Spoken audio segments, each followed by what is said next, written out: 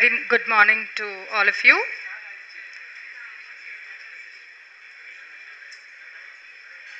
I'm sure you're like fresh and bright and alert after the coffee. So we'll directly move on to the topic as we have, in view of time constraints. Approach to fever, you take it as patient who comes in with a febrile illness or a patient who's in the ICU who develops fever. Because patient who comes in with a febrile illness, the fever cause needs to be ascertained because he could be, it could be something from the community that he could be harboring. This patient developing fever in the ICU is because of various devices, etc. Okay, we'll go on to case-based scenarios as well. So, patient developing fever in the ICU could be because of infectious causes. It could also be due to a lot of non-infectious causes. If it is an infectious cause, you need to find out where is the focus, and if it's a non-infectious cause, what is causing the fever. I just wanted to reinforce the statement by Florence Nightingale that it may seem a strange principle to enunciate as a very first requirement in a hospital that it should do the sick no harm. Anyway, there will be more on infection control in the ICUs in the subsequent sessions. Infections that are acquired in the hospital after admission for an unrelated medical problem is what are called as nosocomial fevers. It is considered to be starting at least 24 to 48 hours in the hospital. The average nosocomial infection rate is about 15% in developing countries, and the commonest cause of nosocomial infections in general practice, that is in the ward, is more due to UTI, whereas in the ICU it's more of line related or device related infections and ventilator associated pneumonias.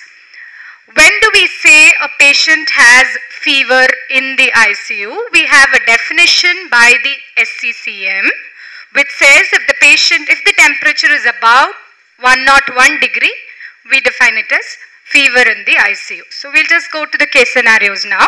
We have a 66-year-old diabetic admitted with MI. He's in cardiogenic shock. He's tubed. He's on inotropes. He also has an IABP in. 4 days later, he develops fever with increased secretions in the ET with worsening oxygenation. His platelets are low with increased counts. So what are your DDs at this point? Caffeine should have gotten you alert by now, I'm sure. Could I please get some inputs? Okay, first think of all the tubes that the patient has. So it could be, this patient is on the ventilator, it could be a ventilator associated pneumonia, it could be a catheter related or a line related bloodstream infection. It could be a urinary tract infection, or it could just be SARS due to MI. And this was his X-ray with increasing infiltrates. So basically pneumonia, this is a patient with ventilator associated pneumonia. Pneumonia that develops in someone who has been intubated could be either early or delayed. Ventilator associated pneumonia can either be early or delayed. Early one is onset less than 4 days and late onset is greater than 4 days. This is important because what organism causes or your treatment or your therapy should be targeted based on if it is an early onset VAP or a late onset VAP. For surveillance purposes, we have new definitions for ventilatory associated events which you could look up at the CDC website. So what are the risk factors for a patient to develop pneumonia? It could be age, a patient with burns or a lung disease, someone on immunosuppressions, or malnutrition, and devices. In devices, it is invasive ventilation with duration of the invasive ventilation as well, re-intubation, sedation. So all these are device-related risk factors for ventilator-associated pneumonia. So nosocomial pneumonia is usually seen in about 10 to 20% of patients ventilated for more than 48 hours, but tubing the patient will increase the risk factor for a pneumonia from 3 to 21 times. I mean, basically 3 times to 21 times. There is a CPIS score to diagnose VAP. A score of more than 6 is suggestive of VAP. I wouldn't be going into the details of this because we are running in short of time. So how do we diagnose it? So, radiographic evidence on 2 consecutive days, which is progressive or persistent infiltrates, consolidation, opacity or cavitation, at least one of the following, which is fever, no other recognized symptoms, leukopenia or leukocytosis, and the third one would be any 2 of the following, which is new onset purulent sputum, worsening of cough, respiratory findings on auscultation, or worsening gas exchange.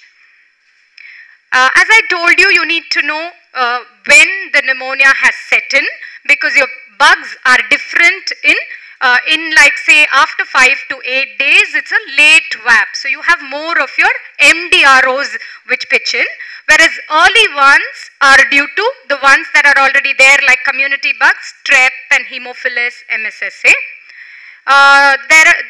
Just to add a point on ET aspirate using semi-quantitative. Suppose you get a heavy growth of a pathogen, it usually helps to confirm the diagnosis of VAP, whereas you get a very few pathogens reported on a quantitative culture, then it could represent tracheal colonization. So this patient actually had ventilator-associated pneumonia with Acinetobacter baumannii.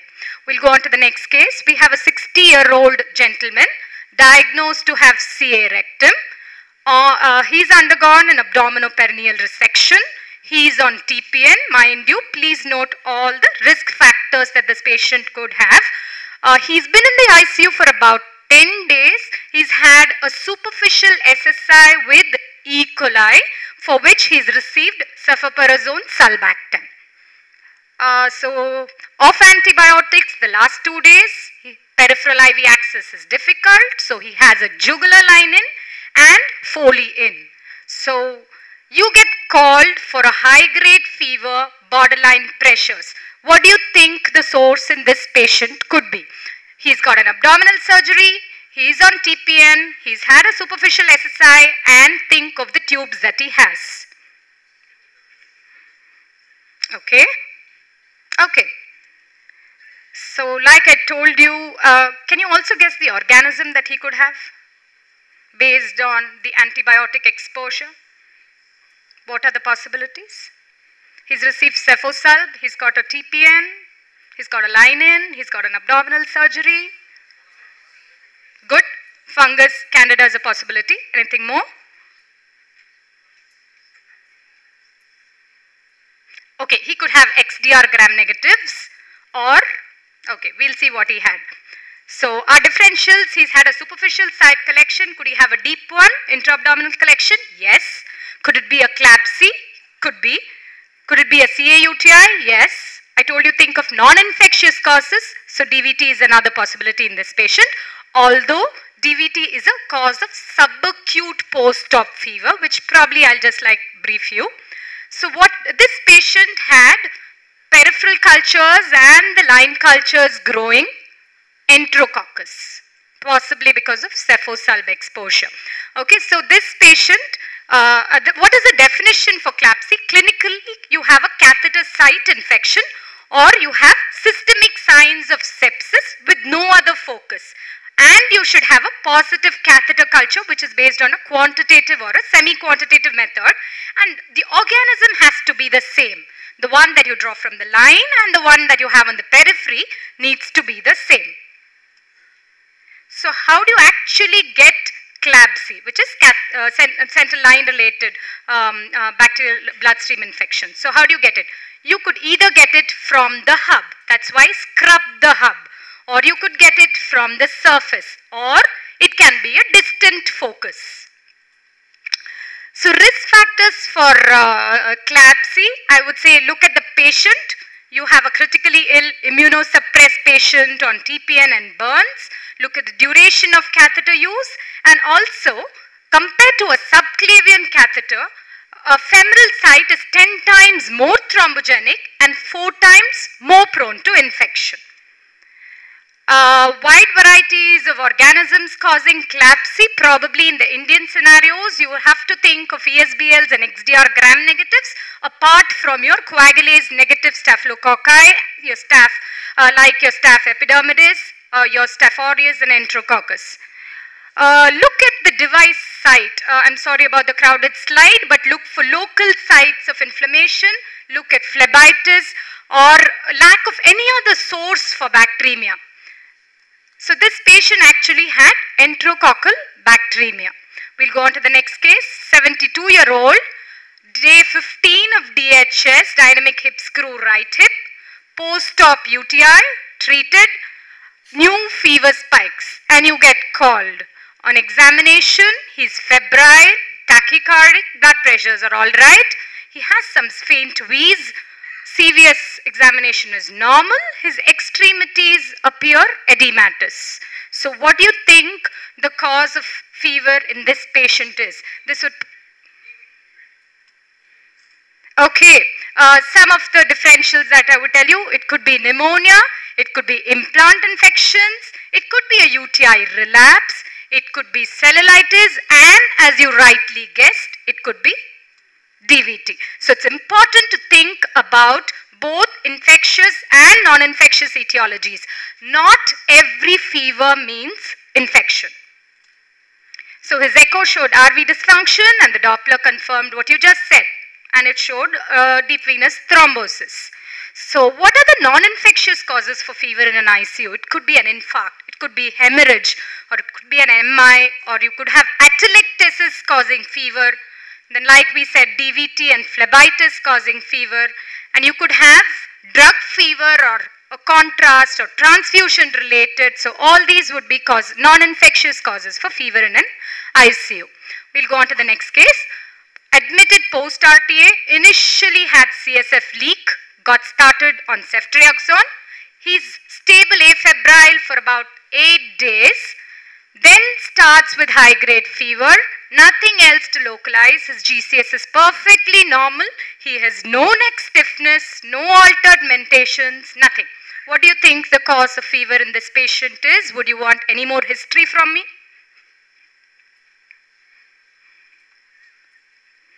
Okay, this is what his lab investigation showed. A high count with left shift, eosinophils, an elevated ESR, and his LFT did show some transaminitis. Do you want to guess or you want any more history? Okay, so like I told you, don't forget non-infectious causes of fever. Go back to your drug chart. Please review your drug chart, especially in CNS trauma patients. This patient was actually on phenytoin. And he had some eosinophils in his peripheral smear or a differential count. He did not have anything else to localize. He had some mild transaminitis. So does this fit into your drug fever? Yes, it is. So his chart got reviewed. Like I told you, he was on phenytoin and someone was continuing his ceftriaxone. So either of these drugs could actually cause drug fever. In drug fever, the pattern of fever is variable. Patient presents with rigors, myalgias, high fever, but he remains hemodynamically stable. Usually occurs in the second week of drug administration. Sometimes you could also have a rash, which usually occurs at about like the 4th or the 5th day of the drug administration. It can be associated with a leukocytosis with eosinophilia. Relative bradycardia, although commonly cited, is not really so rampant. It could be associated, like I told you, with skin rash and rapid resolution of fever, but then it again depends upon the half-life of the drug. So if it's longer, probably the drug fever might last long. So he may look inappropriately well for the degree of fever that he has.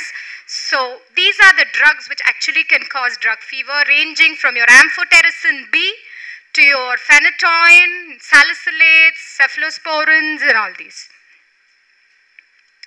Okay, we have our next case, post-CABG day 1, high-grade fever, leukocytosis. So, does this fit into post-op fever? Yes. So, post-op fever can be divided into few subgroups. It could be immediate, it could be acute, it could be subacute or late onset.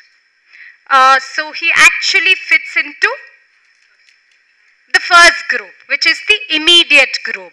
Acute is about a week, subacute is up to about 4 weeks, and late onset is even more. When you have an implant in, you have to think about an implant infection for a longer period of time. So somebody post-op presenting to you immediately with fever, say in the recovery, then you think of some immediate causes like could be allergy to IV fluids, it could be anything more, it could be transfusion related or products that you receive, or it could be halothane induced, which is malignant hypothermia. So these are some immediate causes for post-op fever. There's something more which can cause immediate post-op fever. Okay, basically you will have tissue trauma due to which you have your IL-6, your interferon gamma and your tumor necrosis factor which are getting released, and all these can cause a cytokine storm presenting to you with post-op fever. Most episodes of fever occurring post-operatively are non-infectious. And like I told you, it's tissue trauma with subsequent release of endogenous pyrogens into the bloodstream which cause fever. Empiric antibiotics should be withheld in patients with fever within 48 hours of surgery if they do not have a specific diagnosis after complete evaluation. Important to note that continuing your perioperative prophylactic antibiotics will not prevent infection, and it will only lead to selection of drug-resistant organisms. So this was a study which actually showed that about 72% of fevers within 48 hours after surgery were non-infectious.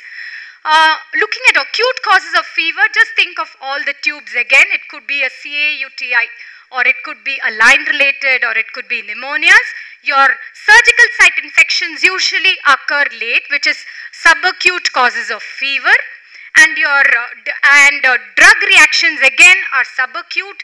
DVT could again be subacute. Okay, and your late causes of fever. Late causes of fever could be some transfusion related transmitted infections, or it could be a bacteremia during a post-operative episode which can present as endocarditis, or you could have pelvic node dissection or nodal dissection which will present with cellulitis. All these will call delayed post-op fever. Please keep in mind endocrine causes of fever like thyrotoxicosis and adrenal insufficiency. So one temperature spike, am I worried and then immediately start antibiotics? If so, when? If it's an immunocompromised patient with hemodynamic instability or with any organ dysfunction, falling platelets, worsening coagulopathy, then yes, I should be worried. If it's just a small spike and completely stable patient and you've carefully examined and you have not reached a specific diagnosis, you can still hold on. Go back to your history. Why did the patient initially come? How long has he been in the hospital? What is the immune status of the patient? Has he had a surgical intervention? Are there tubes or devices? And please keep in mind, immunocompromise might not mount a fever like you expect. So it's important to look at agents that actually mask fever like corticosteroids or NSAIDs, or some indolent organisms may not present with very high spiking fever. Agents that may mask signs and symptoms of infection should also be looked into. All fevers are not infection. All that glitters is not gold, so please keep non-infectious causes as well in mind. Clinicians hold the solution. Know your local organism and sensitivity, because that is what is going to determine your antibiotic choices. It's more important to know what sort of a person the disease has, than what sort of a disease the person has. So, thank you.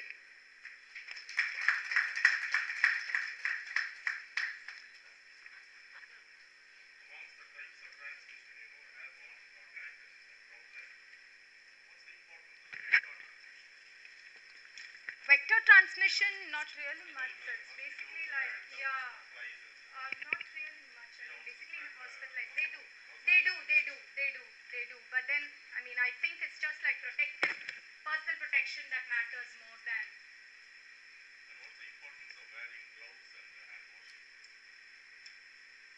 Okay, basically hand wash reduces the nosocomial infection.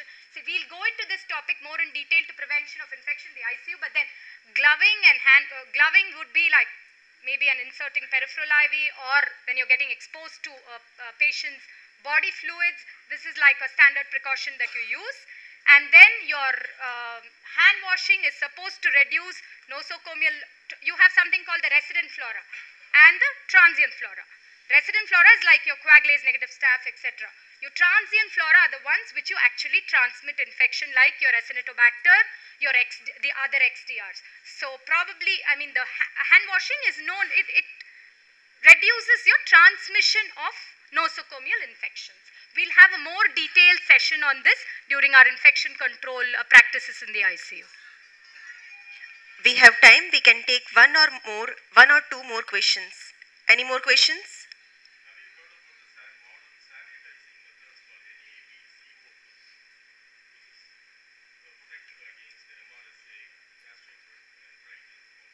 No, sir, I haven't heard.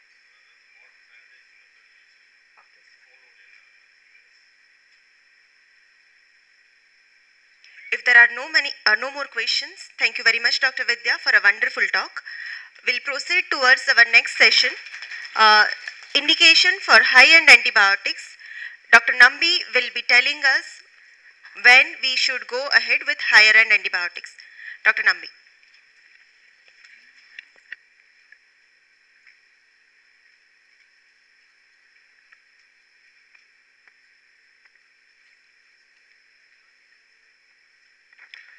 More than the indications, I would probably say the use of high-end antibiotics.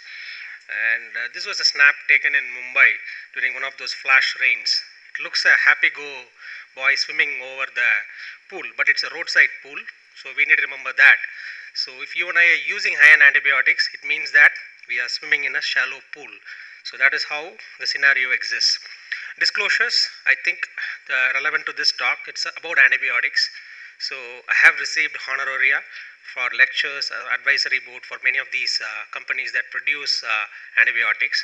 Plus, I am disclosing my interest in test cricket. Why I am saying that? Because throughout this lecture, you would have some references towards cricketers. If you do not follow cricket, then probably it will be a little difficult. So antibiotic selection, there are 4 R's. The first thing is the right drug. I think all the 2 days we've been discussing about the right drug. And again, right time. Ramakrishnan said that. Then the right dose and the right duration. So these are the 4 R's concerning which concerns with respect to the antibiotic selection. For choosing the right drug, most important thing is you need to know your local organisms. So India is different, Indians are different, so are Indian microorganisms. So what applies to US, UK will not apply to India. So we cannot go by guidelines, textbooks kind of thing. So you need to have your own local data. Even within Chennai, Apollo Specialty Hospital Thenambet is different from Apollo Main Hospital Greaves Road. The bugs are different at 4 kilometers difference. So this is something that we need to have. Without strengthening microbiology, you cannot practice good infection control or good infectious disease practice. Way back in 2008-2009, this is a good study, smart study, very large study, looked into the E. coli Klebsiella sensitivities. This is in Indian data, which said that both in hospital-acquired infections and community-acquired infections, if you look into the resistance to third-generation cephalosporins, the ESBLs, whatever we had in India was around 60 to 80%. So what it means that is, we have extended spectrum beta lactamases, so there is resistance to penicillin, there is resistance to ceftriaxone as well as other cephalosporins. And in India, whatever you have in an outpatient practice or inpatient practice, at least 50 to 70% of the isolates would be resistant to third generation cephalosporins, cefixime, cefodoxime, cefuroxime. They do not work longer anymore in at least 50% of the cases. So which antibiotic? I've just classified into two different categories. One is for gram-negative coverage, other one is for gram-positive coverage. And again, for the gram-negative coverage, ceftriaxone, the prototype third-generation cephalosporin, it would work probably in 40 to 50% of the occasions with UTI, but not definitely 100%. Then we have the piperacillin tazobactam and cefepozone sulbactam. So I would be referring to them as beta-lactam, beta-lactamase inhibitor. I do not know about the other combinations, whatever that is available in the market, but these are two well-recognized ones. And then we have the carbapenems, imipenem, meropenem. When we use piperacillin tazobactam, cefepozone sulbactam or the carbapenems, it means that even though I have grouped under gram-negative coverage, it covers most of the gram-positives well. So we need to remember that it covers streptococci, it covers pneumococci, it covers enterococcus, which is ampicillin sensitive, and it even covers staph aureus, which is methicillin sensitive. Why I have shaded colistin aminoglycoside in a different shade is they are exclusive gram-negative antibiotics. They do not have any gram-positive coverage and they do not cover anaerobes. Whereas if you're going to use a beta-lactam, beta-lactamase inhibitor or a carbapenem, you would be covering most of the gram-positives in addition to the ESBL gram-negatives, as well as they cover anaerobes well. So you may not require metronidazole in those situations. What I mean by gram-positive coverage is exclusive methicillin-resistant staph aureus coverage, exclusive MRSA cover, or at times when we have an enterococcus which is not sensitive to ampicillin. So those are the situations where we may have to use vancomycin, teicoplanin, the other group of drugs. So we're going to use piptas, cefepozone sulbactam, carbapenems. You would be right in most of the occasions with respect to community-acquired infections. I've just hypothesized things. So I've created two teams. One is India. So you could imagine the Indian teams are the antibiotics, and then we have Australia. So that we have bugs there. All your nasty bugs are there in the Australian team. So this is test cricket, not one-day cricket. I don't follow T20. So the earlier 2000s, 2001 to 10, what we had was ESBLs and AMC. So who well it could be? It could be only Shane Warne and Megra. So ESBL I've already covered. You have a resistance to third generation cephalosporins, so ceftriaxone will not work for ESBLs, whereas beta-lactam, beta-lactamase inhibitors, there is a good chance it will work. Carbapenems, good chance it would work. AMC is again a different enzyme produced by bacteria. In that situation, a beta-lactam, beta-lactamase inhibitor may not work in that AMC situation. So we may have to use carbapenem if the bacteria produces AMC. So who is your carbapenem? So it has to be Sachin, because he happens to be the best batsman against Australia, both in one day and test cricket. So they remain the drug of choice. Carbapenems are the drug of choice for ESBL infections as well as AMC infections, no problems. Then who are your beta-lactam, beta-lactamase inhibitor? I've said cefepozone sulbactam and then piperacillin tazobactam. Rahul Dravid, yeah. Piptas, we are playing against Australia. So how is that we can play against Australia without VBS Lakshman? So he is our Piptas. So they are good. They are good. Probably they are as good as Sachin Tendulkar. They both are, but they are not better than Sachin Tendulkar's. So that is where beta-lactam, beta-lactamase inhibitors stand. They are as good as carbapenems, but are definitely not better. So how do they compare against each other? Beta-lactamase inhibitors, they have variable in vitro activity against ESBL producers. So they may not work 100% against ESBLs, because in theory it inhibits ESBLs, but in practice what happens is at times the bacteria may not produce only ESBLs. You could have other enzyme mechanisms being produced also. And at times when your inoculum of infection is high, when you have severe sepsis, bad pneumonia, bacteremia, you have the bacterial load is quite high. So they may not do that well in that situations. Whereas carbapenems, imipenem, meropenem, joripenem, ertapenem, they have excellent in vitro activity against ESBL and AMCs. They are the drugs of choice, no doubts regarding to that. But only problem with the use of carbapenems is you're going to use them more frequently, then probably it will get resistant. This is an interesting study. It was done in Spain, where it got published in 2012. Again, it compared BLBLI versus carbapenem. It's not a randomized controlled trial. It was a retrospective study which looked into E. coli infections, ESBL E. coli infections, bacteremias, and what they concluded is amoxiclav and piperacillin tazobactam in response to treatment outcomes were equal to carbapenems. So that's a Spanish study, and they said that probably they are good as good as carbapenems as definitive therapy. But what we need to understand is most of these patients had a urinary tract infections, pyelonephritis. So these are situations where beta-lactams achieve very good concentrations in the urine. So the inoculum is not that high with pyelonephritis or urinary tract infections. But another important point is the antibiotic has to be sensitive. So if active in vitro is a very important point. This is an Indian study which looked into 9,000 ESBL isolates comparing the sensitivities of piperacillin tazobactam and cefoperazone sulbactam. It's around 80%. So no BLBLI in India has sensitivity more than 80% against ESBLs in India. So what it means that is if you have 10 E. coli which is ESBL producing, then beta-lactam beta-lactamase inhibitor will work in 8 out of 10 occasions. There are 2 out of occasions, 2 out of 10 where this will not work. So that is something that we need to remember. This is a recent study which got published. It's a US based study which again compared piperacillin tazobactam with carbapenems.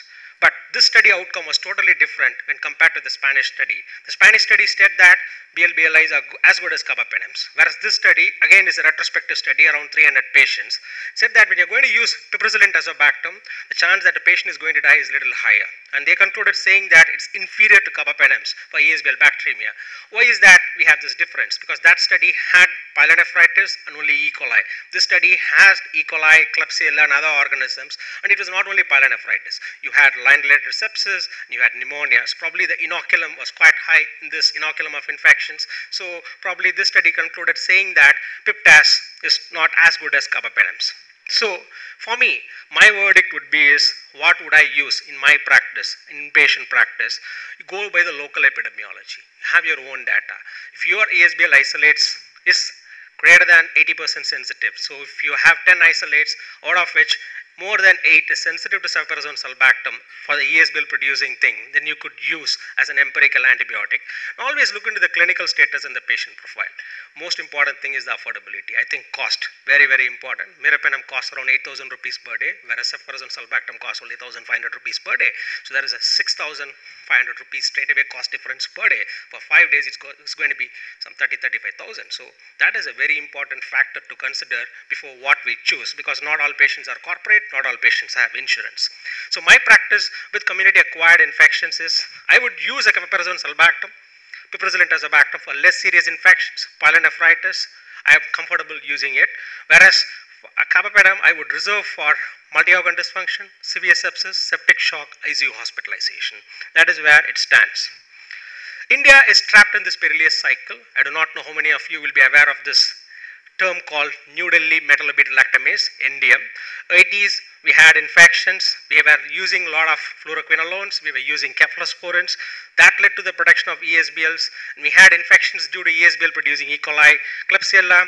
And we were told that carbapenems were the drug of choice. So we started using carbapenems. And then we have carbapenem resistance. So that is, we have right now the NDM producing bacteria, E. coli. We have a bacteria or the mechanism named after the Indian capital. So what we are going to do? So you could see that we are trapped in the cycle where every single antibiotic, whatever we have been using in the last 20, 30 years has gone resistant. So the fact of the matter is every antibiotic has got a shelf life. So Sachin is gone, no more Al Dravid, no more previous Lakshman. So what we are having right now is XDR pathogens. So we have carbapenem resistant Enterobacteriaceae. So we have new bowlers now, so much fiery guys, not easy to treat. And then we have carbapenem resistant Pseudomonas and Acinetobacter. So it has to be Mitchell, Johnson and Stark. So we have these guys. Very difficult to handle these guys. McGrath is fine because just line and length. But these guys have line and length as well as a lot of pace, 150 kilometers. So with XDRs, we have 3 main treatment options.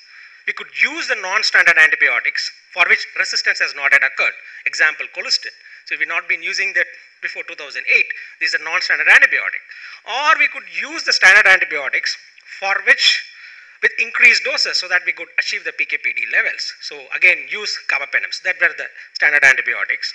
Or we could use a combination therapy. So we could use the non-standard antibiotic plus the standard antibiotic. So these would be the 3 main treatment options.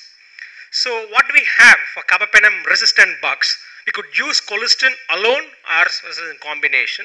What you combine with colistin could be a high dose carbapenem, or we could use tigecycline or a couple of new antibiotics called sulbactam and phosphomycin. So colistin first introduced in 1959, but discarded, thrown out of the market because of its nephrotoxicity and neurotoxicity. They're nothing but detergents. They act at the cell membrane, disrupt the cell membrane. But if you look into the current data, what we have in India as such, it could be less nephrotoxic than aminoglycosides, but this molecule is poorly understood. So we do not know about the PKPD of this molecule well, because unlike beta-lactams, the carbapenems, which were well studied, this molecule was not that well studied. So who will be the colistin in the Indian cricket team right now? Any guesses? Yeah, good. Virat Kohli. He is the best batsman right now we have. He is the best batsman. After Sachin, he is the most valuable batsman. So we have Virat Kohli, that is to handle Mitchell Stark and Mitchell Johnson. So the dosing of colistin, if you look into it, it has changed.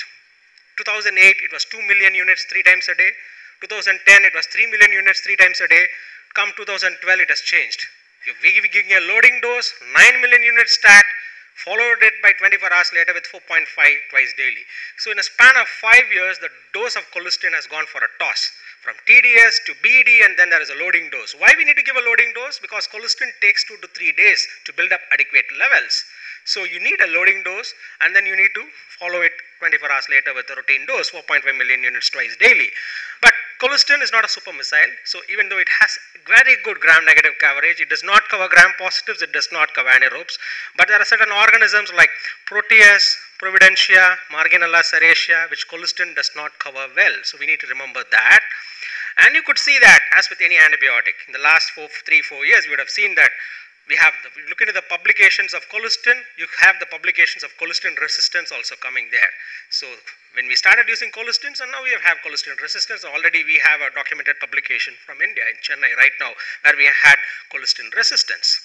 Tigecycline, why I have put as a comparison to Rohit Sharma, because lot of potential, elegance personified, but not that much translating into real life action when it comes to the test team. He's not admitted to the test team, because if you look at the coverage of tigecycline, I don't think any other molecule covers this much. It covers anaerobes, it covers your carbapenem resistant pathogens, it would cover your ESBLs, it covers your resistant gram positives, it will cover Staph aureus, MRSA, VRE. So it looks very good on paper, lot of talent, but there are some issues with the tigecycline use. It has got high volume of distribution, so it has got excellent tissue levels. Chest infections, intra-abdominal infections, skin and soft tissue infections, it will act very well. But the blood levels, the serum levels are not that great. So not a good candidate for primary bacteremia. So you got a line, blood culture positive, then tigecycline is not the drug to be used. The routine dose is 100 milligram loading dose followed by 50 milligram twice daily. But with Acinetobacter, you may have to use a higher dose. And again, even though it's a super molecule in terms of coverage, there are some big gaps in its spectrum. It does not cover Pseudomonas, it does not cover Proteus, Morganella, Providentia. The very important fact is it does not cover Pseudomonas, which is a very important nosocomial pathogen. So it is not a drug for empiric monotherapy for nosocomial infections. It cannot be used alone. It may be used alone when you know what you're dealing with, but definitely at the start of a septic episode, it has to be an add-on molecule to either a carbapenem or a beta-lactamase inhibitor or colistin. So we cannot use it alone. Where it will be placed, carbapenem resistant Enterobacteriaceae, combination regimes for Acinetobacter, empiric therapy with an anti-pseudomonal agent for nosocomial sepsis. Sulbactam, why Raina? Because Raina is a guy who will never play into the test team, but he's got a lot of skills. T20, he's a star, but test team, definitely he cannot make, such as Sulbactam. Sulbactam came with a lot of fanfare 3 years ago, but if you look into its utility, probably very, very limited. It just is confined to the Acinetobacter, and that too not because of its beta-lactamase inhibitor action, but it has a direct activity against the penicillin binding proteins of Acinetobacter. So it is an add-on molecule in the treatment of an Acinetobacter infections, where you may have to use it at a dose of 2 grams every 6 hours. There is some problems in establishing the sensitivity resistance in the microbiology lab with respect to Sulbactam. So it will be restricted as an add-on molecule for Acinetobacter. It could either be added to cephalosporin Sulbactam, colistin or tigecycline in that situation. Fosfomycin, I do not know how many of you know fosfomycin. It's a valuable antibiotic, just like Dhoni, who cannot bat up the order. He's a valuable guy down the order. Definitely down the order, he is very good. So fosfomycin will be a very valuable antibiotic down the order. At times, what has happened is in India, it has been promoted as a urinary antibiotic, but I see its value as an ICU antibiotic. For colistin-resistant infections, fosfomycin will be the molecule to go. Because again, if you look into the spectrum, it covers Pseudomonas, E. coli, your gram-negatives very well, Acinetobacter, it covers VRE, it covers Staph aureus, so gram-positive excellent coverage. It doesn't cover Klebsiella that level, but right now we don't have that much of evidence to use, but there is one country where they have used a lot of fosfomycin, that's Greece, and they have come up with dosing recommendations. We may have to give 2 grams IV Q4 hourly. So it will be a valuable ICU antibiotic in the coming years to come. I don't think at this point of time, with the problems that we have, it should be used as an outpatient urinary antibiotic. Even though it is fanciful, one dose it will clear, but it's going to be an ICU antibiotic. So let us preserve it for that. Chloramphenicol, will it be the comeback man? If you ask me, as long as Dhoni is there, Yuvraj will not be there in the team. So as long as fosfomycin is there, I don't think chloramphenicol will be put into use because of its known toxicity. Again, it's good. It's good. It covers your gram-positives well. It covers your anaerobes well. Colistin fosfomycin does not cover anaerobes, whereas chloramphenicol will cover anaerobes very well. Gram-negative, very good coverage. But there is, again, a big hole in its spectrum. It doesn't cover Pseudomonas, just like tigecycline. It doesn't cover Pseudomonas that level. But it is a valuable antibiotic in the future where you're dealing with a colistin-resistant infection. We may have to use chloramphenicol. The question for any ICU physician is, should I use colistin monotherapy or should I use combination therapy? So what it means is Virat Kohli alone or Virat Kohli plus Anushka. So that is where it comes, okay. That looks good off the field. On field, I think it will be a good distraction to have Anushka there and bat. Okay, that's very difficult. She looks beautiful. So why combination therapy? Why we should do? Because we could provide synergistic activity. So you have two mechanisms of action. One could act at the cell wall, other one at the protein synthesis. So for that we can use. Other one is to prevent emergence of resistance while on therapy. I find that as a very important point right now in India. So we may have to prevent emergence of resistance to colistin. So that is where you could lie. Or you could need to broaden the spectrum, ensure at least one antibiotic is effective against the pathogen that we are looking at. So that is why we may have to use combination therapy. If you look into the literature, I have just picked up 5 studies, a lot of studies favoring combination therapy with respect to mortality, treatment failure, response rate. Definitely combination therapy favors or fares better than the monotherapy. But let me remind you, none of these are randomized controlled trials. These are all retrospective observational trials. These are not RCTs. RCTs will always answer the question appropriately. With retrospective observational studies, we may have bias. The only problem with combination therapy I see is, big problem in India is bankrupt patient. We're going to use colistin, we're going to use carbapenem, we're going to use tigecycline. It means that I'm making the patient spend 25,000 rupees per day. If we do that for 10 days, it's 2.5 lakhs only for the antibiotic. So I see that as a big impediment to use combination therapy in ICU infections. So we may have to apply common sense before we use combination therapy as a routine. So what are the options for carbapenem resistant bugs? We could use colistin plus tigecycline if it is sensitive.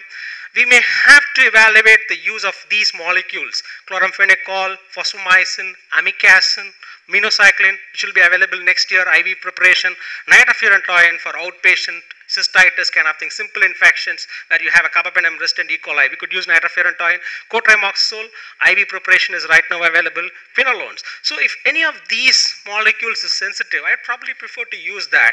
If someone is hell-bent on using carbapenem, probably use the carbapenem with the least MIC. So anything that has the least MIC, use the highest possible dose, and of course, it's a beta-lactam. So we may have to give prolonged infusions of carbapenems. We may have to use high doses of antibiotics with those severe sepsis and septic shock. Why? Because in young healthy persons, there is elevated creatinine clearance, there is increased volume of distribution, that is due to vasodilatation and leaky capillaries. So if you look at the dosing, cefepime 2 grams Q8 hourly, piptas 4.5 Q6 hourly, ceforazone sulbactam 3 grams Q8 hourly. So the licensing trial for ceforazone sulbactam was actually 3 grams Q8 hourly. So they used 9 grams of ceforazone sulbactam. That was a licensing trial. So this is something that we can easily easily do in our day-to-day practice. Again, people would say that it's an Indian patient, low molecular, low body weight, all those things. But it's better to use 3 grams BD or TID of cefuroxime sulbactam for 5 days rather than to use as a 1.5 gram twice daily for 10 days. Both means the same. Your patient gets faster, he recovers faster. So use high dose for short course therapy. And I'll just touch upon one single concept, beta-lactams. The pharmacodynamic parameter that we are looking at is time above the MIC. The time the antibiotic remains above the MIC has to be at least 40 to 70% of the interval time between the doses. So just by giving a continuous infusion, by running meropenem in normal saline, 100 ml over 3 hours, you can change a bacteriostatic into a bactericidal action. So that is something that we could do. It's within our purview. We can do that in our ICU. Prolong the infusions of carbapenems.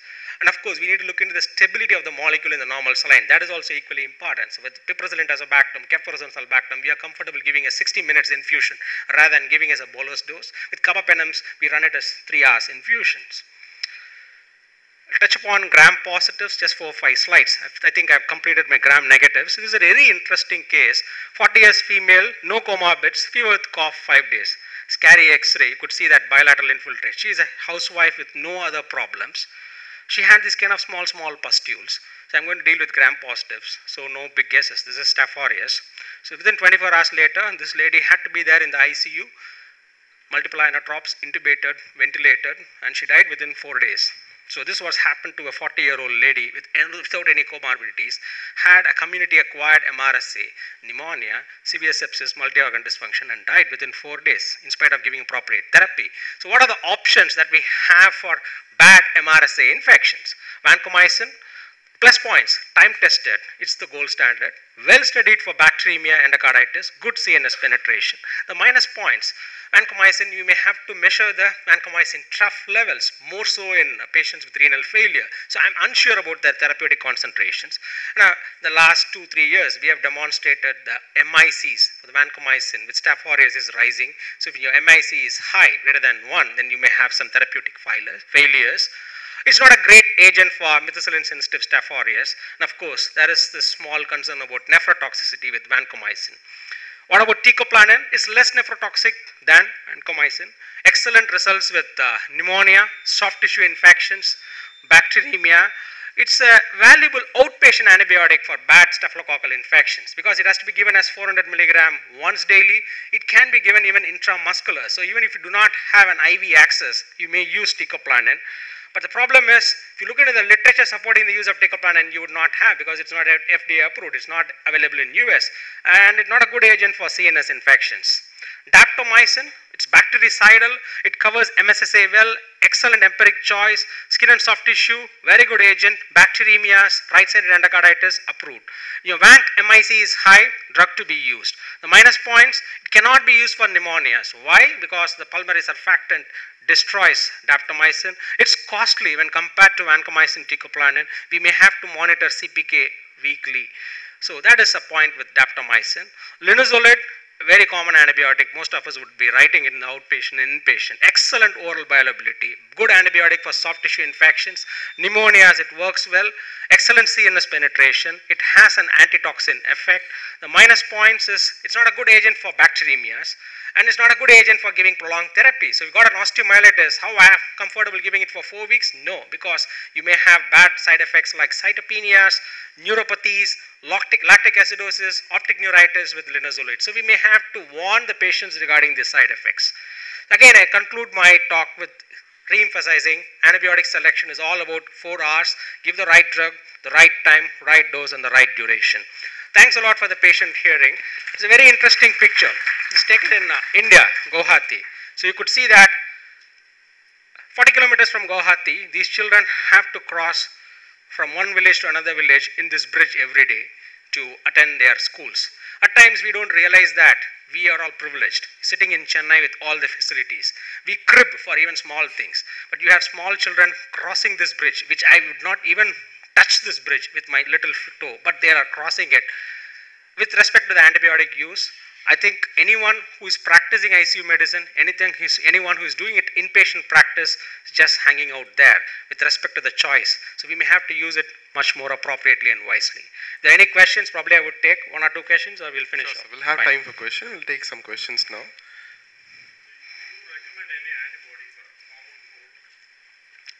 I would not recommend for any common colds.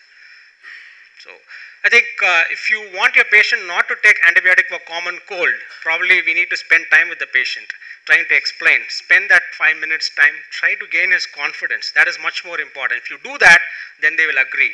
Otherwise, they are not happy. So we may have to treat them symptomatically. That is much more important than giving an antibiotic. Yes. Yes.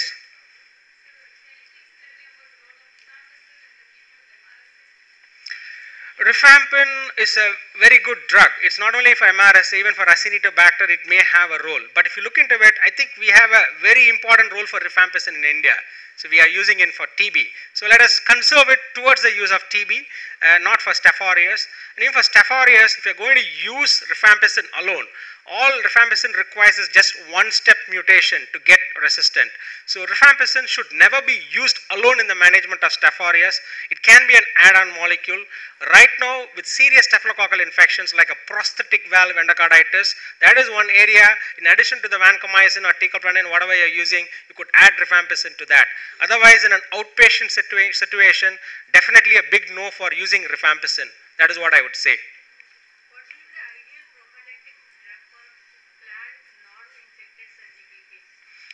It depends upon the surgery. If you ask me, cefazolin, cefuroxime, they are good enough. But the dose what we give is very important. Cefazolin we need to give 2 grams, cefuroxime 1.5 grams, and the timing. So you're going to incise, the surgical incision is going to happen at 10 o'clock in the morning. Then the dose should be between 9 to 10 a.m.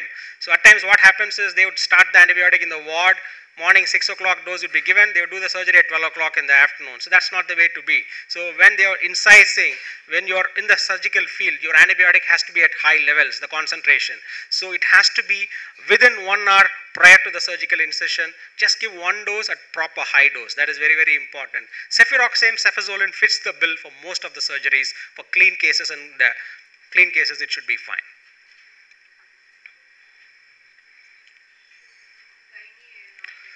Gynae obstetrics, there is good studies, even Indian studies are there. Cefazolin is fine, cefuroxime is fine. So it doesn't fare worse than ceftriaxone or ceftriaxone plus gentamicin or ceftriaxone metronidazole. Cefuroxime, cefazolin should be fine.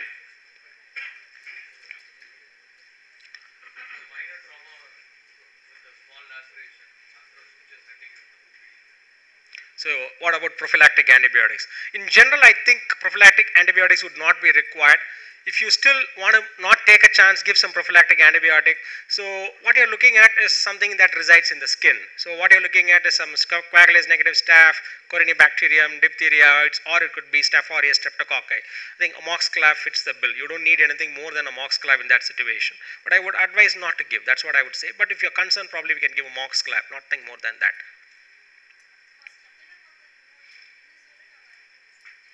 Staphylococcal pneumonia, linezolid, I would, if you ask me, for a sick septic patient to start with, vancomycin, teicoplanin, but when you want to step down to an outpatient therapy, because staphylococcal pneumonia requires 2 weeks therapy, you cannot stop therapy at 5 to 7 days. The only problem with the use of linezolid is, when you're going to give it more than 7-8 days, you may have to watch for the toxicities. So if you're prepared to watch for the toxicities, upfront we can use linezolid, no problems for pneumonias. But otherwise, vancomycin, teicoplanin to start with, and then we can come down to linezolid. When your patient gets better, tolerates oral drugs, that is what I would do. No further questions? Can we call it down? We'll call the next speaker. Yeah, fine. Thank you. Thank you, sir, for quite an interesting analogy between cricket and drug resistance. It's to drive home the point.